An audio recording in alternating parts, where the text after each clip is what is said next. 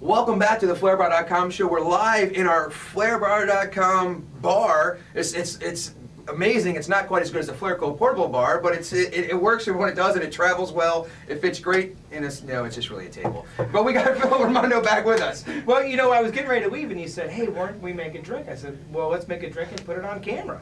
You might as well educate the guests as well. And last time we were talking about the website. Yeah, the virtualspirit.org. Mm-hmm. Yeah, anybody can get on there. You can, obviously you need to be 21 or older, and it's got some great information. In fact, we've partnered with the USBG. So if you're a USBG member and you take the classes, those are actually the classes that we created for the USBG. So they use ours in their training. So it's really wonderful. Being Global has such a diverse and immense portfolio and family and great products that you pair up the USBG and they support what you do. I think it's a great combination. Yeah. And both you guys supporting each other, it says good for you guys. Exactly. So talk to me about this drink. What are we drinking? What are we making? And how do I replicate it? Okay, this is good stuff. Let's start off with, let me give you a brief bulletized version of bourbon. Because I think there's a big question, a lot of people have questions about bourbon. They're like, well, what is bourbon? What does it mean? What's the difference between bourbon and whiskey? I was drunk on Bourbon Street last night. That's what they say. They don't quite get it. We tried to rename it, Bean Street, but they didn't go for it. But basically, bourbon can be made anywhere in the United States. People think it has to come from Kentucky, and that's actually a fallacy, and you can always win a bet. Just tell them, yeah, there's Virginia Gentleman, and that's a very well-marketed product. It's out there, and it's a bourbon. There's also bourbon from Pennsylvania. There's bourbons down in Texas. There's a guy making bourbon in Zephyr Hills, Florida, right near where I live.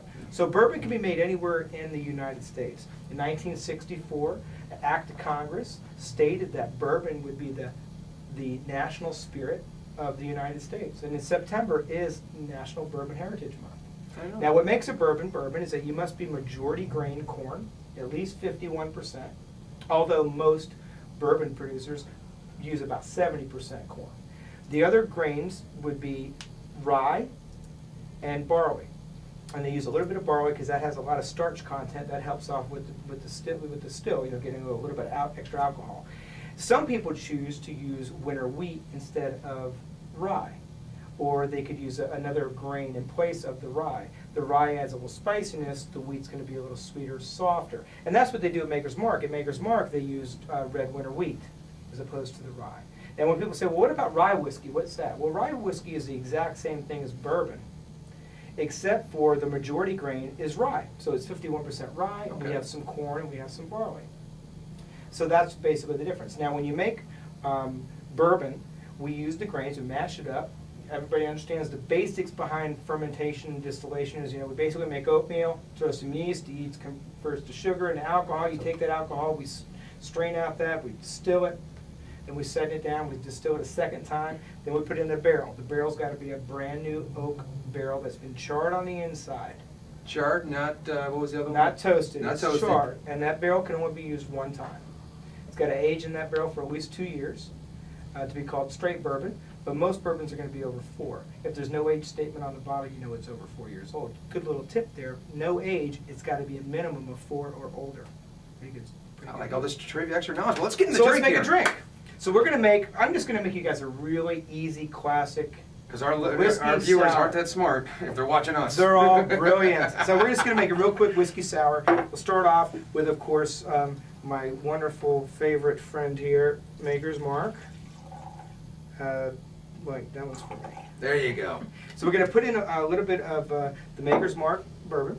Then we're going to take some Finest Call sweet and sour mix. Now you can use different kinds of sour mixes, and what I've found is that for consistency, sometimes using packaged sour mixes is great. It's a great alternative to having to juice things, especially if you're going to have a big party and stuff like that. It comes in handy. And this also has a really neat ingredient in it that makes the drink really light and fluffy on your mouth. It actually has a nice little foam at the top there. So we're going to put in 1 part of the whiskey, and we're going to put in 3 parts of our mix. Okay. Okay. So that's for a tall drink. Now, one little thing that I add to mine is I want to add some depth. So I always put in a little dash of bitters. Now, those of you who ever used a bitters bottle and you go like this, that's not a dash, that's called a drop. This is called a dash, okay? And I like to put 2 dashes in mine. So there you go. I put a little bit of bitters, a little aromatic helps out. So we get all the ingredients in, then we're gonna take some ice. By the way, you can use a julep strainer. Besides the strain a drink, you can also use it to get ice out of the ice bucket. It's also good for getting cherries out of the, Ah, yeah. now to get my hands all ready. Here, go get your hands on it. Go ahead, throw that in your shaker there and just, it's not my jacket. It's Yeah, that's okay. Feels like he's done this before. Have you guys seen that new commercial with that machine? Anyways. All right, so you'll see as I pour this into the little cup here, you'll see that nice creamy foam on the top here. See that foam? That's an important ingredient, believe it or not. Having a foam on the drink makes it light. Having the foam on the drink lets me know that it was shaken properly. Having the foam there really adds character to a drink. And texture, smooths it out if I'm not mistaken. Exactly. Now back in the old days, and still to this day, we use egg white. And that's basically how you would achieve that little froth or foam at the top would be through egg white. So let's go ahead and have a drink. He's gonna take the bigger one. Cheers, And, my friend. Cheers. And hope you guys have a good time out here at Tails. And what do you call this? This is just a whiskey sour. I did a Maker's Mark whiskey sour, but I like to put a little dash of bitters, adds a little bit of character. See, Pretty good, isn't it? I find amazing drinks when they're simple with great products, and it has a great result. Cheers. We'll be back right after this.